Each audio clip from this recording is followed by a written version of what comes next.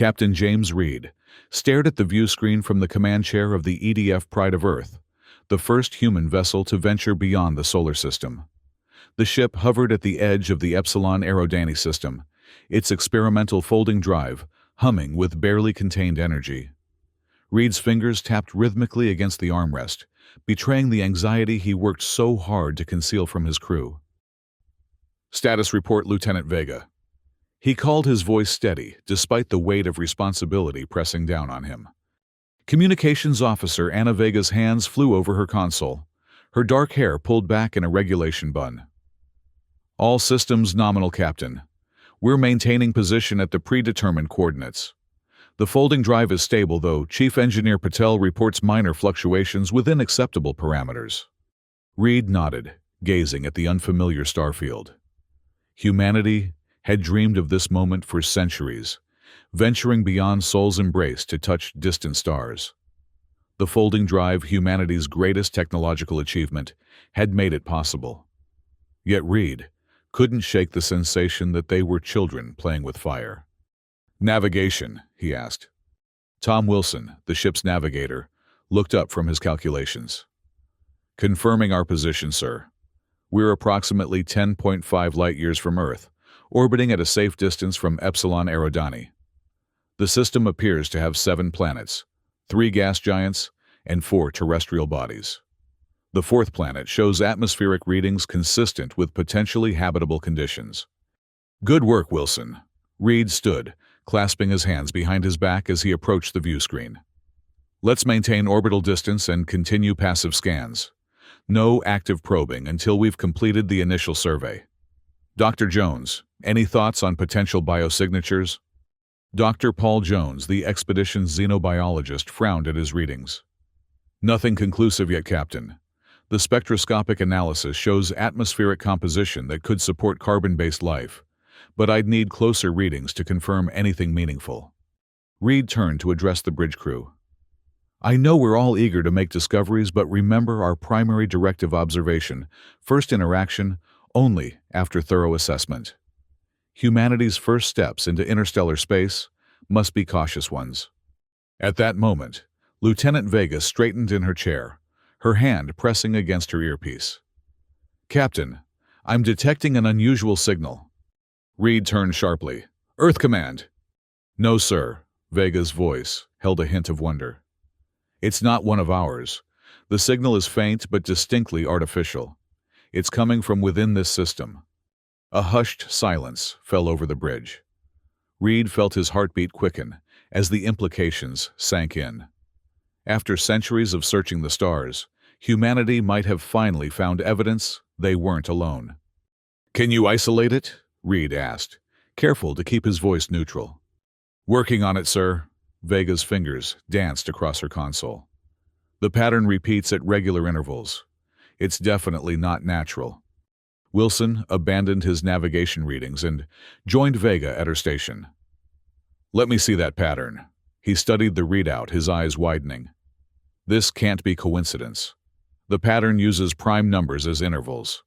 It's a deliberate communication method." Reed approached their station, studying the strange sequence appearing on the screen. "Are you certain?" "Absolutely," Wilson confirmed.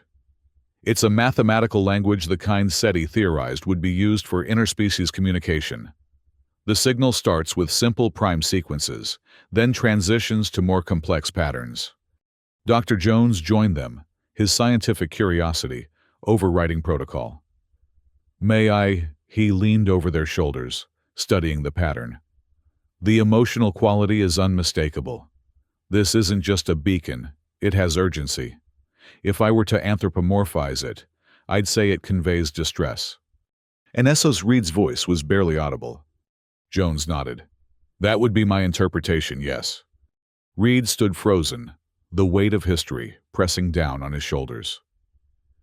Humanity's first encounter with extraterrestrial intelligence was a distress call. His training hadn't prepared him for this. "Lieutenant Vega, compile all data on the signal. Wilson, pinpoint its exact origin within the system. Jones, continue your analysis. I need as much information as possible before we make our next move." Reed returned to his chair, composing a priority message to Earth Command. And Vega open a secure channel to Admiral Bennett. She needs to know immediately. As Reed dictated his message, he gazed at the unfamiliar stars, wondering what lay ahead. Humanity had always questioned if they were alone in the universe. Now, they had their answer, and with it, a moral imperative to respond to a call for help, regardless of who or what had sent it. What Reed couldn't know was that this signal would forever change humanity's destiny, launching them into a galactic community they never knew existed, one that had been watching Earth for centuries, waiting and dreading the day its inhabitants would venture beyond their solar system. The central chamber of Conclave Station hummed with nervous energy as 4 council representatives gathered around the holographic display. The emergency session had been called within minutes of the signal detection, bypassing normal protocols. Councillor Keth's biomorphic carapace rippled with agitation, the bioluminescent patterns beneath his translucent exoskeleton flashing warning colors. It is exactly as I have predicted for decades. The quarantine has failed, and now we face the consequences of our leniency. Arbiter Lona, her slender form draped in the silver robes of her judicial office, studied the signal readings with practiced objectivity. Let us not rush to apocalyptic conclusions, Keth. We must first understand what has happened. Director Maru, whose crystalline body structure refracted the chamber's light into dazzling patterns, interfaced directly with the station's systems. Our analysis confirms the worst. The research vessel Curiosity accidentally activated its distress beacon while studying the outer reaches of the Deathworld system. The signal was active for approximately 6 local hours before the crew discovered the malfunction. Ambassador Pax, the youngest of the 4, and the most sympathetic to progressive policies, gestured with multiple appendages. But surely this is a minor incident. The signal was deactivated, and the quarantine remains intact. Keth's color patterns darkened. Perhaps you failed to notice the most critical data point, Ambassador. The signal was received. The Deathworlders intercepted it, analyzed it, and are now mobilizing their fleet. Lona stepped closer to the hologram, her silver eyes narrowing. Is this confirmed?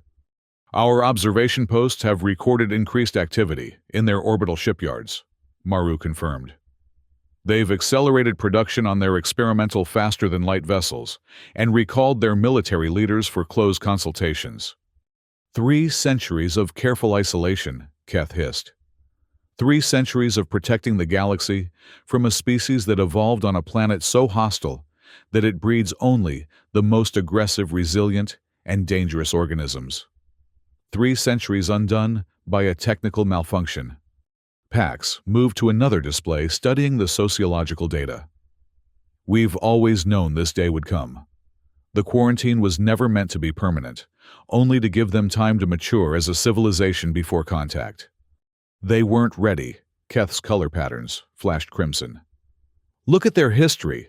Endless warfare, environmental devastation, extinction events caused by their own technologies. They've barely gone a single generation without global conflict. Yet they've made remarkable progress, Lona observed. Their social structures have evolved toward cooperation. They've begun to address their environmental crises. Their art shows increasing empathy for diverse perspectives. Insignificant improvements, Keth dismissed. They remain Deathworlders, organisms shaped by the most hostile planetary conditions in the known galaxy. Every aspect of their biology is designed for survival at any cost. Their endurance, their aggression, their psychological resilience, all terrifying adaptations to a world that should never have produced sentient life. Maru's crystalline form shimmered as data flowed through his consciousness. The question before us is not philosophical, but practical. They have received our signal and interpreted it as a distress call. Their fleet is preparing to respond. What shall we do? Silence fell over the chamber as the 4 representatives contemplated the implications. Pax was the first to speak. We should prepare for peaceful contact. Send an embassy vessel to greet them beyond their system's edge. and risk revealing the location of the conclave. Keth's colors pulsed with alarm. Absolutely not. We must reinforce the quarantine. Deploy the defense fleet to turn them back. With force, Lona questioned her judicial mind, weighing the ethics. They are responding to what they believe is a distress signal. To meet them with weapons would confirm their worst assumptions about the universe beyond their world. Better they fear us than discover our fear of them, Keth countered. Maru, ever the pragmatist, offered a third option. We cannot undo what has happened. The signal was sent. They have received it. But we can control the narrative. Let us monitor their approach and prepare multiple contingencies. Once we understand their immediate intentions, we can determine the appropriate response. Lona nodded. A measured approach, I concur. As do I, Pax agreed. Keth's colors darkened further, but he acquiesced. Very well. But I insist the defense fleet be placed on highest alert. If the Deathworlders show any sign of hostility, we must be prepared to neutralize the threat immediately. As the council adjourned, none of them fully comprehended how profoundly this accident would reshape the galactic order. The species they had feared and isolated for 3 centuries was about to enter the cosmic stage, not as conquerors, but as rescuers, answering a call for help that was never meant to be sent. 6 months after intercepting the alien signal, Captain Reed found himself aboard the newly commissioned EDF Resolute flagship of an unprecedented humanitarian mission. Around him, 47 additional vessels comprised humanity's first interstellar fleet, a testament to Earth's determination to answer the mysterious distress call. Reed stood before the assembled commanders in the Resolute's conference room, Admiral Lisa Bennett at his side.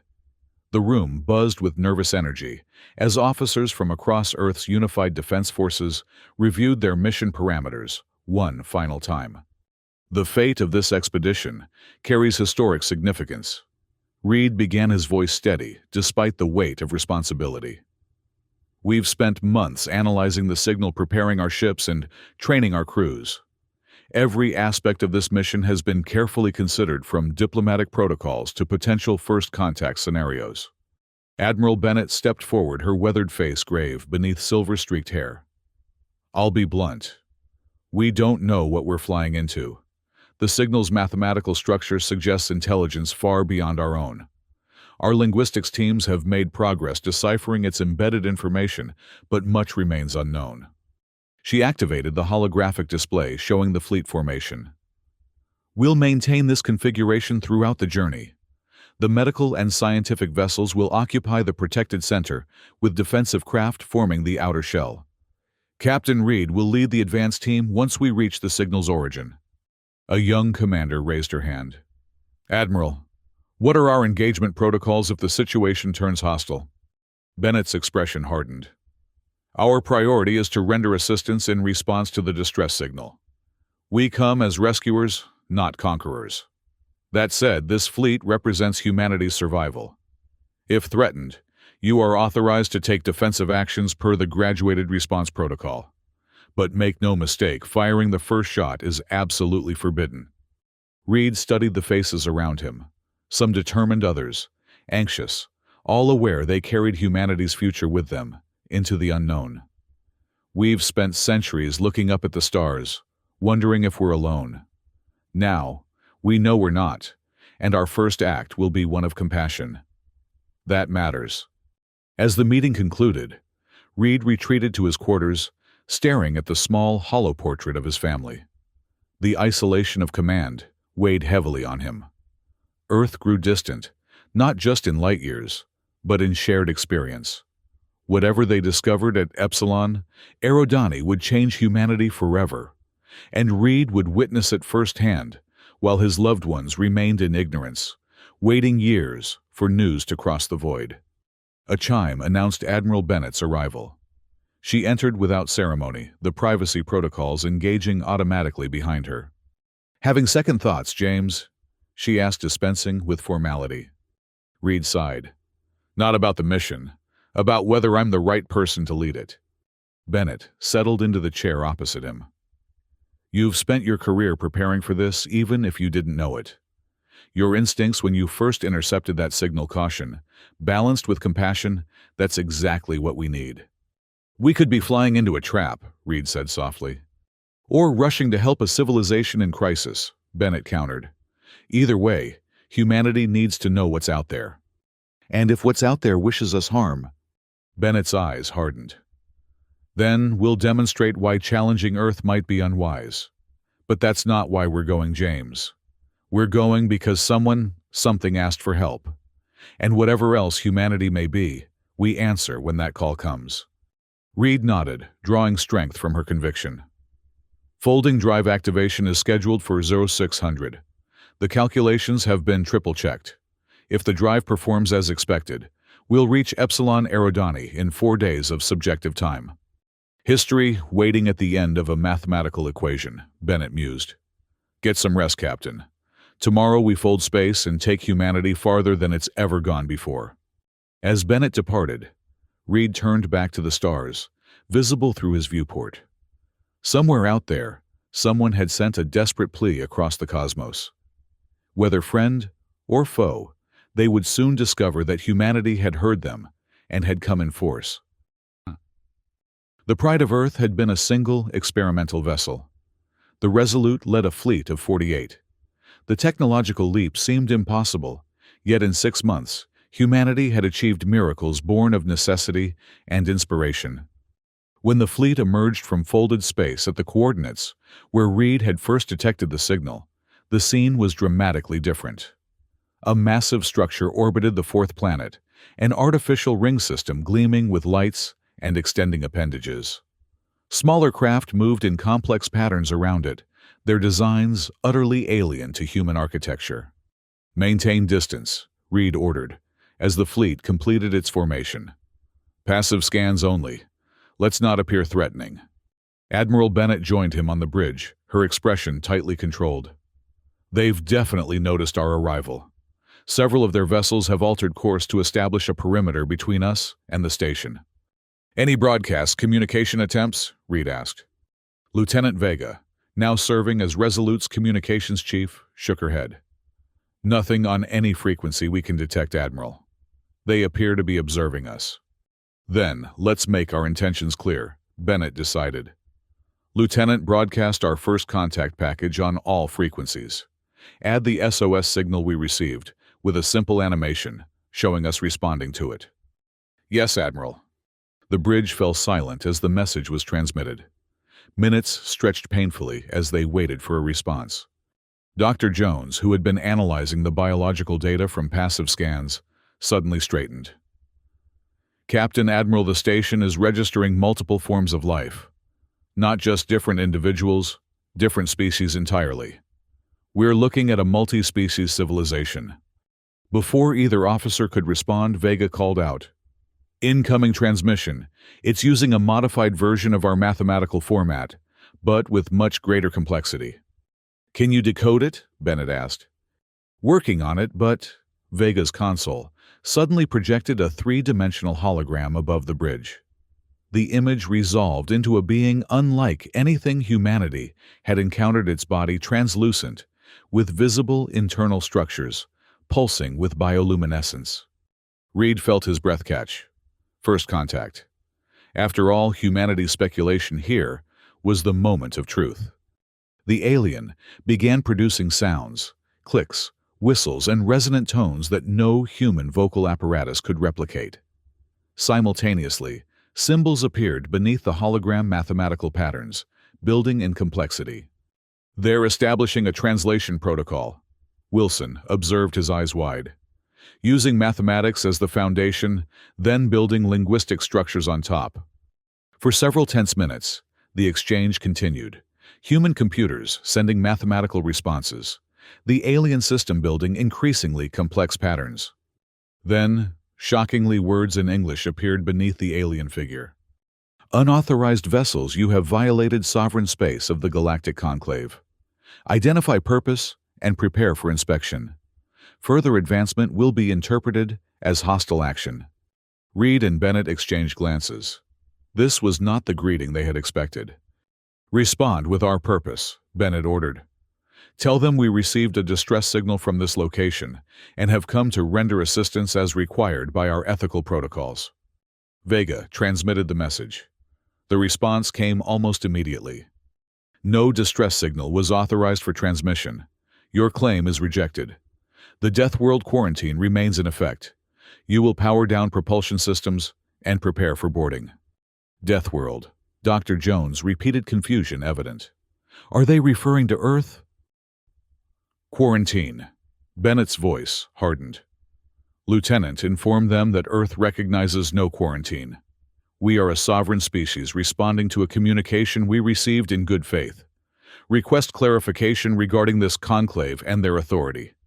As Vega relayed the message, Tactical Officer Commander Harris reported, "Admiral, multiple smaller craft are moving to surround our fleet. They're maintaining distance but establishing firing solutions. I'm detecting energy buildups consistent with weapon systems." "Defensive posture only," Bennett ordered. "Shields up, but weapon systems remain inactive. I want it clear we're not here to start a war." The alien responded, its bioluminescence flashing in patterns that suggested agitation even before the translation appeared. "The Conclave has maintained the quarantine of Sol system for 300 years to protect galactic stability. Your species has been designated as Class 5 Deathworlders, evolutionarily adapted for extreme aggression and survival capacity. Your presence beyond your solar system violates Security Directive 1173. Final warning, power down or face neutralization." A stunned silence fell over the bridge. 300 years. While humanity had been developing industrialization, fighting world wars, and finally reaching for the stars, an interstellar civilization had been watching, judging, and deliberately isolating them. "They've been containing us," Reed said quietly. "Like a disease they're afraid might spread." Bennett's jaw tightened. "Lieutenant Vega, open a direct channel. Visual and audio.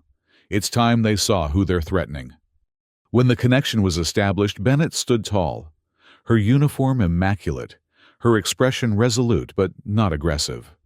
"This is Admiral Lisa Bennett of Earth Defense Force. We received a distress signal using universal mathematical principles. We assembled this fleet at great effort because we believed someone needed help. We come as rescuers, not invaders. We had no knowledge of any quarantine, nor do we recognize the authority of any body that would imprison an entire species without their knowledge or consent." She paused, letting her words sink in. "We are prepared to discuss this situation diplomatically. We are not seeking conflict. But understand this clearly. We will not be boarded against our will. We will not submit to unilateral demands, and we will defend ourselves if attacked. The choice of how this first contact proceeds lies with you." The alien's colors flashed rapidly before the transmission abruptly ended. Moments later, the smaller craft accelerated their encirclement pattern. "They're taking up attack positions," Harris reported. Reed moved to Bennett's side. "Admiral, recommend we pull back to a safer distance while maintaining communication. We're outnumbered and in unknown territory." Bennett shook her head. "No retreat. They need to understand we won't be intimidated.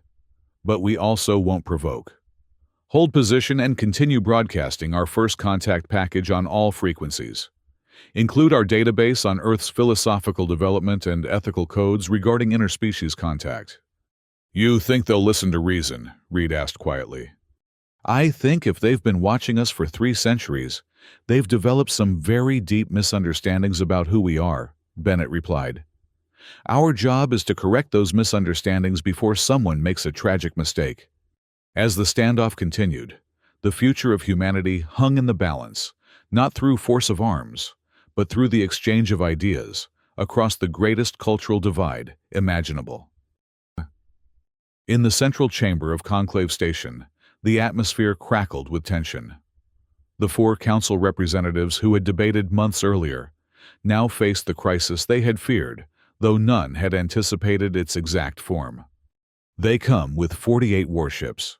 Keth's carapace flashed danger patterns, visible to all species present. This is not the action of a civilization responding to a distress call. This is an invasion force, Arbiter Lona studied the holographic display showing the human fleet's formation. I disagree. Their configuration is defensive, not offensive. The vessels you classify as warships are positioned to protect what appear to be scientific and medical ships in the center. Director Maru's crystalline form processed sensor data directly. Biological scans confirm all vessels contain significant life support and medical facilities beyond what would be required for their crews. They appear equipped for rescue operations. A clever disguise, Keth insisted. Remember the evolutionary history of these Deathworlders. Their planet's brutal conditions bred deception as a survival strategy. They claim to answer a distress call, the perfect pretext for infiltration. Ambassador Pax, who had been unusually quiet, finally spoke. I have been studying their transmission. The Admiral spoke truth when she said they assembled their fleet specifically in response to our signal. Their historical records show they detected our research vessel's distress beacon and interpreted it correctly as a call for help. They tracked our research vessel. Keth's colors darkened to near black. The quarantine has been compromised more severely than we realized. The question, Lona interjected, is how we proceed. They know of our existence now. They know they have been quarantined without their knowledge or consent. Their reaction is precisely what any sovereign species would display. Maru interfaced with the station's defensive systems. Our vessels have established firing solutions. We have tactical advantage. We can neutralize their fleet if necessary, and trigger an interstellar war with a species we have systematically underestimated, Pax countered. They developed functional fold space technology centuries earlier than our models predicted. What else have we miscalculated about them? Keth gestured dismissively. Their technology remains primitive. They pose no existential threat to the Conclave. Not today, Lona acknowledged. But if we destroy their fleet, what message do we send to Earth? That the cosmos is hostile, that aliens cannot be trusted. We would confirm their darkest fears and trigger exactly the militaristic development we have sought to prevent. The chamber doors parted to admit an unexpected fifth participant, the aged historian Velix, whose species' lifespan allowed direct memory of the original quarantine decision 3 centuries earlier. The ancient being's entrance silenced even Keth's objections. I have observed the transmissions. Velix's voice resonated through translators adapted to each council member's biology. The humans speak truth according to their understanding. The distress signal was our error, not their deception. Keth's colors rippled with frustrated acknowledgement. Even he would not challenge the historian's authority on matters of fact. What would you recommend, historian? Lona asked respectfully. Velix moved to the center of the chamber, where the holographic display showed both fleets poised at the precipice of conflict. 300 years ago, I opposed the quarantine as morally indefensible and pragmatically doomed to failure. Today proves I was correct on both counts. The ancient being gestured, bringing the image of Admiral Bennett to the foreground. Look closely at this human. She leads a fleet with the power to destroy our research outpost easily.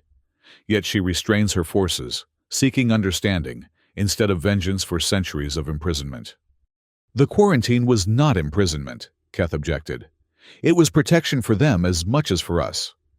A distinction without difference to those contained, Velix replied. The path forward is clear. We must meet with these humans directly, not as jailers confronting escapees, but as neighbors introducing ourselves after too long in isolation. Meet them here. Keth's colors flashed alarm. Absolutely not. We cannot allow Deathworlders onto Conclave Station. Then I shall go to them, Velix stated simply.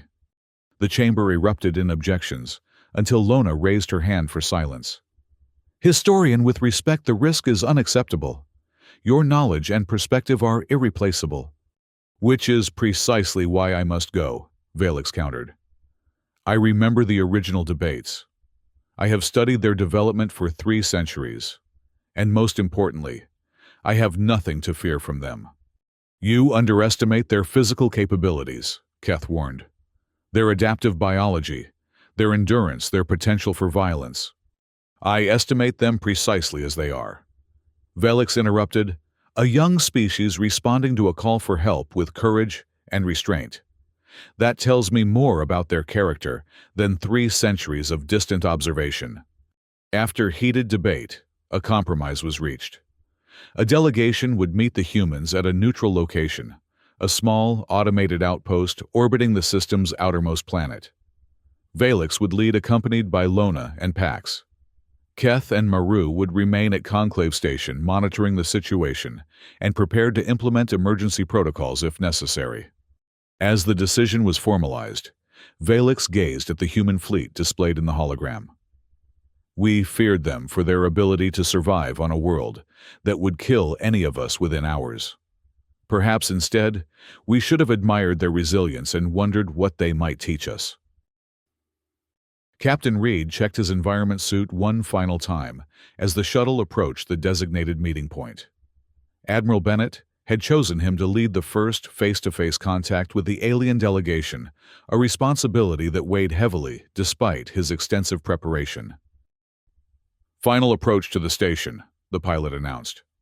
Sensors confirm the alien shuttle arrived 20 minutes ago. 3 life forms detected inside, all different biological signatures. Reed nodded to the small team accompanying him, Dr. Jones, whose xenobiological expertise would be invaluable. Lieutenant Vega, whose communication skills had proven crucial, and Security Chief Martez, whose presence was a necessary precaution despite the peaceful intent of their mission. Remember, Reed addressed them, we represent not just the fleet or the EDF, but humanity itself. Our primary objective is to establish peaceful communication and clarify the misunderstanding about the distress signal. Admiral Bennett emphasized that we should be transparent about our intentions while gathering as much information as possible about this conclave and the quarantine they claim to have imposed on Earth. The shuttle docked with precise, automated movements. After pressure equalization, the team moved through the airlock into the station, a stark utilitarian structure clearly designed for functionality rather than comfort. They entered a circular chamber with a large round table at its center. On the opposite side stood 3 beings, so fundamentally different from humans that Reed felt a momentary vertigo as his brain struggled to process their alien forms. The central figure was tall and spindly, its body seemingly composed of interconnected translucent chambers containing swirling fluids. To its left stood a slender, silver-skinned being with 4 arms and elongated digits draped in flowing robes. To its right was a shorter entity with a crystalline exoskeleton that refracted light in dazzling patterns. Reed stepped forward, careful to make no sudden movements. I am Captain James Reed of Earth. We come in peace and in response to a distress signal we received 6 months ago by Earth Reckoning. The translucent being moved forward, its body rippling in what might have been its species' equivalent of a formal gesture. When it spoke, the sound was like liquid being poured over crystal, utterly inhuman, but a small device at the center of the table immediately translated. I am Historian Velix of the Galactic Conclave. With me are Arbiter Lona and Ambassador Pax. We acknowledge that you received a transmission not intended for your species. We further acknowledge that your response, while unprecedented, appears consistent with your stated intention to render assistance. Reed sensed the careful diplomatic language and admission of the signal's reality, without accepting responsibility for the misunderstanding. We appreciate your willingness to meet, Reed responded. However, we must address the claim that Earth has been under quarantine without our knowledge or consent. Admiral Bennett has authorized me to request a full explanation of this policy and its justification. The silver-skinned being Arbiter Lona stepped forward. Captain Reed, the quarantine directive dates to 300 Earth years ago, when our exploration vessels first discovered your planet.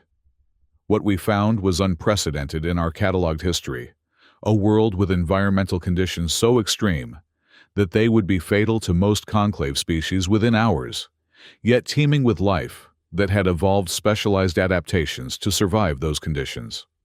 You classified us as dangerous because our planet is harsh. Dr. Jones asked, unable to contain his scientific curiosity. Not merely harsh. Ambassador Pax explained the crystalline being's form shimmering as it spoke. In our classification system, Earth is a Class 5 death world, the most extreme category. The gravity radiation levels, atmospheric composition temperature variations, biological pathogens and predator-prey dynamics on your planet have produced organisms with extraordinary survival capabilities. Including you, Velix continued. Human biology, your skeletal density, musculature endurance, immune response and psychological resilience represents adaptations that make you potentially the most physically dangerous intelligent species we have encountered. Reed struggled to process this perspective. Humans had always seen Earth as the perfect cradle for life, not as an extreme environment. Our biology evolved to suit our world as I imagine yours evolved to suit your worlds. Why would that make us a threat requiring isolation? Lona's silver skin rippled with what might have been discomfort. The quarantine was not implemented solely because of your biology, but also because of your behavioral patterns. Your species' history showed a propensity for territorial expansion, resource competition, and tribal conflict that, combined with your physical capabilities, created concern about how you might interact with less resilient species. You've been watching us, Reed realized, studying our wars, our divisions. And your art, your philosophy, your scientific advancement, Pax added quickly. The quarantine was never intended to be permanent, only to remain in effect until your species demonstrated consistent evidence of peaceful cooperation and ethical advancement. Reed felt a flash of indignation. You appointed yourselves our judges, decided whether we were mature enough to join the galactic community. It was a controversial decision, Velix acknowledged. One that has been debated continuously for 3 centuries. Some, like myself, argued that isolation would only reinforce the very tendencies we hoped would diminish. Others feared that premature contact might lead to misunderstandings with catastrophic consequences. Like the one we're experiencing now, Reed observed dryly. An unexpected sound emerged from Velix, something the translator rendered as laughter. Indeed, Captain. The irony is not lost on us that after centuries of deliberate non-contact, our first interaction was triggered by an equipment malfunction. The tension in the room eased slightly. Reed recognized the opening. Since we're here now, perhaps we can move forward constructively. You've had 300 years to study us. We've had 6 months to prepare for this meeting after receiving your signal. There's a significant information imbalance that needs addressing. A fair observation, Lona conceded. What would you propose?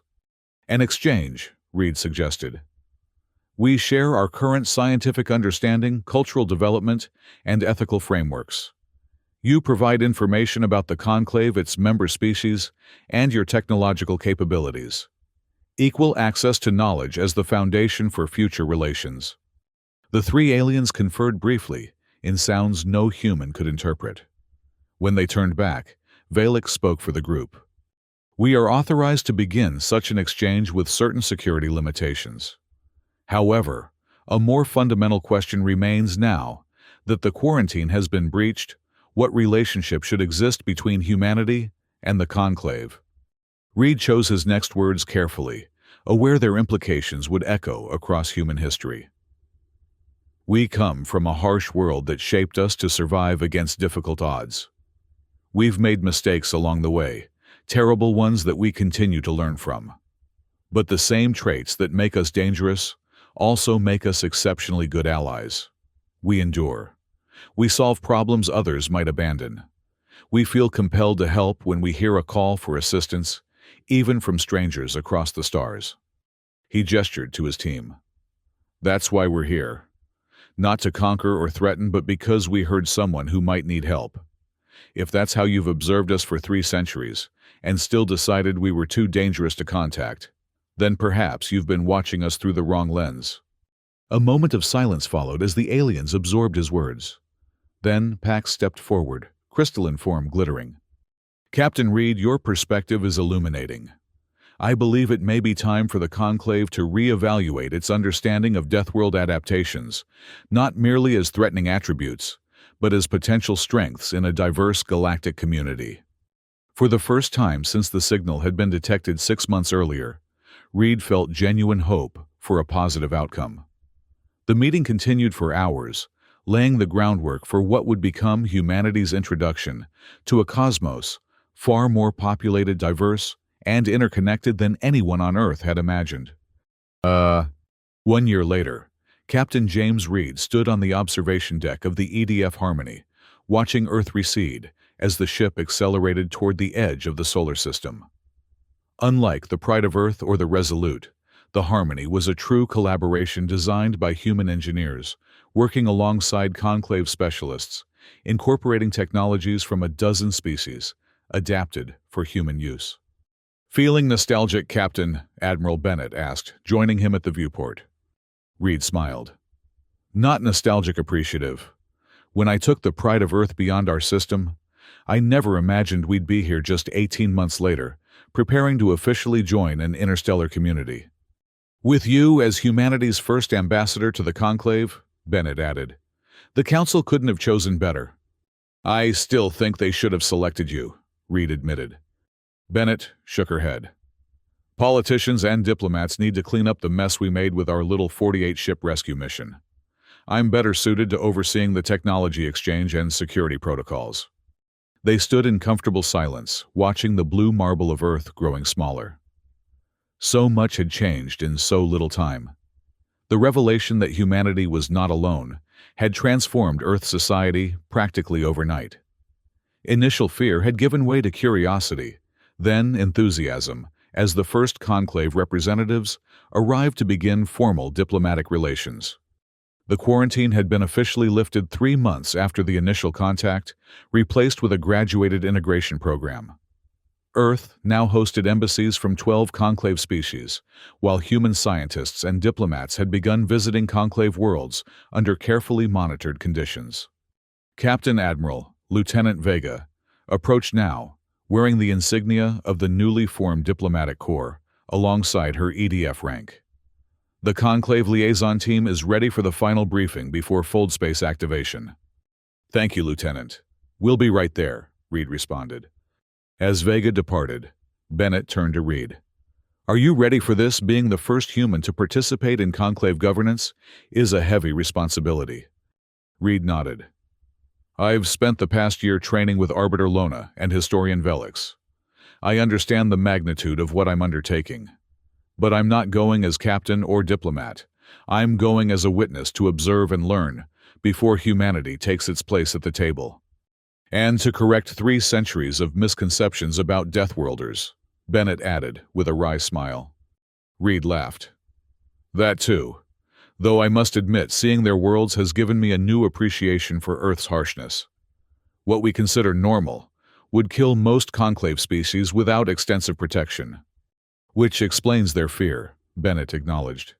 "Though not their choice to quarantine us without our knowledge. They made mistakes, so have we. Moving forward matters more than assigning blame." The ship's intercom announced the imminent activation of the folding drive, now enhanced with Conclave refinements that made the technology safer and more precise. Reed and Bennett made their way to the bridge where a mixed crew of humans and Conclave representatives waited. Ambassador Pax, who had become an unexpected ally during the negotiations, greeted them with a crystalline shimmer that humans had learned to interpret as enthusiasm. Captain Reed, Admiral Bennett today marks a historic convergence. For the first time, Deathworlders and Conclave species embarked together into the unknown. Dr. Jones, now the leading human expert on comparative xenobiology, looked up from his console. "The destination system contains a remarkable anomaly, a binary planet configuration with one world suitable for human habitation and the other ideal for most Conclave species. It's as if the universe itself is offering a symbol of our potential future together." Reed took his position on the bridge, feeling the weight of history and possibility. "Let's not keep the future waiting then. Lieutenant Wilson, activate the folding drive when ready." As the stars outside began to blur, Reed reflected on the strange path that had led them here. A mistaken distress signal. A quarantine 3 centuries old. A fleet assembled to rescue those in need. And now, a new chapter in human history, one written among the stars alongside beings so different from humanity that communication itself was a marvel of science and patience. The wrong SOS had reached the Deathworlders. Their fleet had come in answer. And in that convergence of accident and intention, the galaxy had changed forever. The Harmony vanished into folded space, carrying with it humanity's hopes for a future where the traits forged on their harsh world would become not a source of fear, but a unique contribution to a diverse cosmic community that had existed long before humans first looked up at the stars and wondered if they were alone. They had never been alone, and now they never would be again.